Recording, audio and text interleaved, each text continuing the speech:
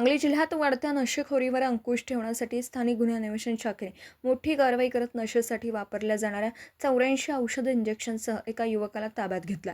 आरोपी ही इंजेक्शनने तरुणांना अधिक दराने विक्री करण्यासाठी आणल्याचं तपासात निष्पन्न झालं. जिल्ह्यातील अंमली व नशायुक्त पदार्थांच्या विक्री व वितरणावर प्रभावी कारवाई करण्याच्या सूचना पोलीस अधीक्षक तुषार दोशी, अपर पोलीस अधीक्षक कल्पना बारावकर यांनी दिल्या होत्या. त्यानुसार स्थानिक गुन्हे अन्वेषण शाखेचे पोलीस निरीक्षक संजीव झाडे यांच्या मार्गदर्शनाखाली पोलीस उपनिरीक्षक महादेव पवार यांच्या पथकाने ही कारवाई केली. Police head constable Ranjit Jadhav व पोलीस कॉन्स्टेबल ऋषिकेश सदामते यांना मिळालेल्या गोपनीय माहितीच्या आधारे फल्ले मंगल कार्यालयासमोर सांगलेवाडी टोलनाका परिसरात सापळा रचण्यात आला. यावेळी एक संशयित युवक कापडे पिशवी घेऊन उभा असल्याचं निदर्शनास आलं. त्याला ताब्यात घेऊन चौकशी केली असता त्याने आपलं नाव राहुल सहदेव अडगळे, वय वर्ष 23, राहणार ज्योतिबा मंदिरामागे, समडोळी रोड, सांगलीवाडी, तालुका मिरज असं सांगितलं.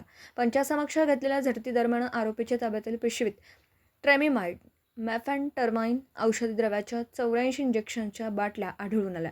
या इंजेक्शनचा साठा अथवा विक्री करण्याचा कोणताही वैध परवाना आरोपीकडे नव्हता. चौकशी दरम्यान आरोपीने ही इंजेक्शन्स इंडिया मार्ट ॲपद्वारे ऑनलाईन मागवल्याची कबुली दिली आहे.